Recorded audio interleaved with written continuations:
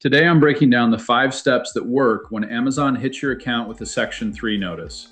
There's a reason Section 3 appeals get denied at a much higher rate than regular suspensions, and it's not what you'd expect.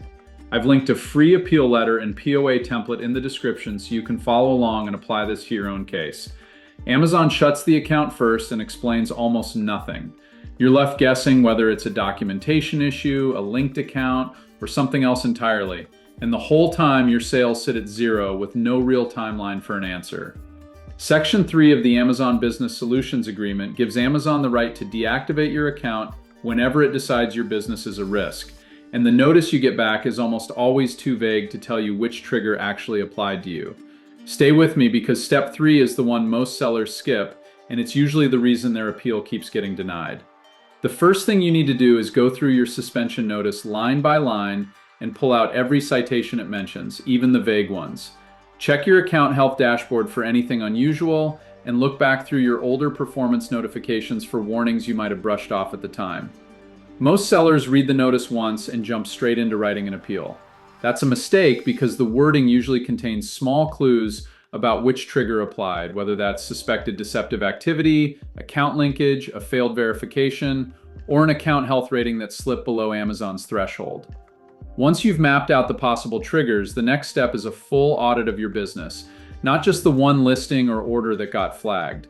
Go through your supplier invoices, your customer service history, your shipping and tracking records, and check carefully whether any of your accounts share a device, an IP address, a phone number, or banking details with another account that's already been suspended.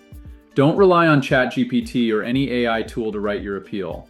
Amazon can detect generic responses, and a weak POA will get your case closed faster than the original suspension did. Here's the part nobody explains about Section 3 cases. After the audit, you have to identify the actual root cause, not just the surface issue Amazon mentioned.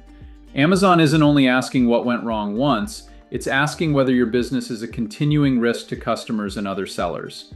This is the step most sellers skip entirely because it means being honest about something uncomfortable and how the business actually runs, instead of just apologizing for the one symptom that got flagged.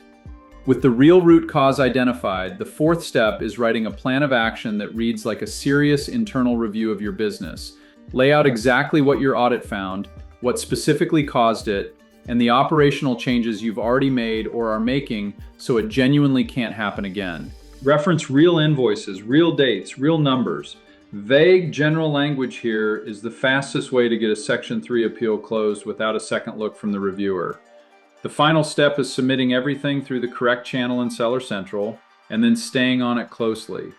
Once your appeal is in, check your email and account health page every day and be ready to respond quickly if Amazon's investigation team asks for more documentation. A lot of sellers rush their Section 3 appeal because the notice feels urgent. That rush is exactly why it gets denied. Submitting fast with a thin generic appeal is worse for your case than taking one more day to get it right. This is fixable. You just need to give Amazon the specific evidence it's actually looking for, not a vague explanation that could apply to any seller.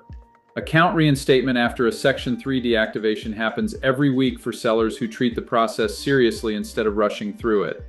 I've put an appeal letter template and plan of action in the description that you can download to structure your submission. The review clock is already running on your case.